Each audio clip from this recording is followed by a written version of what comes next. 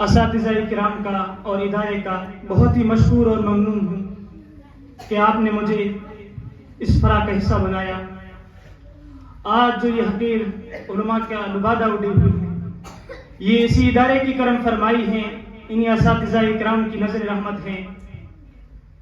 میں رب کریم سے دعا کرتا رہوں گا کہ اللہ تبارک و تعالی میرے اساتذہ کرام کی عمروں میں برکت عطا فرمائے اور اس ادارے کی ہر لائن سے مدد فرمائے. جہاں تک اس فرح کی بات ہے تو ان کے اسلوب، انداز بیاں، اتار چڑھاؤ، لب و لہجے پر بڑے علماء اکرام بیان فرمائیں گے. میرے ناقص مشاہدے کے اندر جو چیز آئی ہے وہ یہ ہے کہ طلبہ کرام جس جرت، جس ہمت اور جس بے باکی اور بے خوفی سے اپنی بات رکھتے تھے وہ بالکل بے مثال اور لاجواب ہے.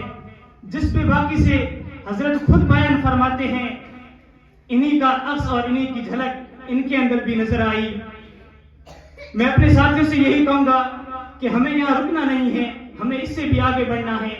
آج ہم کئی مرتبہ پڑھ کر، کئی مرتبہ تقریر کے پھیرے دے کر اپنی بات بیان کرتے ہیں اس ہمت کے ساتھ. ہمیں یہاں تک پہنچنا ہے کہ ہم کسی کتاب کو ایک مرتبہ پڑھ کر اس کا خلاصہ چند منٹوں کے اندر بیان کر دیں. ہمیں وہاں تک پہنچنا ہے. تو کسی شاعر نے کہا ہے کہ منزل سے آگے بڑھ کر منزل تلاش کر، منزل سے آگے بڑھ کر منزل تلاش کر، مل جائے تجھ کو دریا تو سمندر تلاش کر. ہر شیشہ ٹوٹ جاتا ہے پتھر کی چوٹ سے، پتھر ہی ٹوٹ جائے وہ شیشہ تلاش کر. انہی چند کلمات پر میں اپنی بات ختم کرتا ہوں.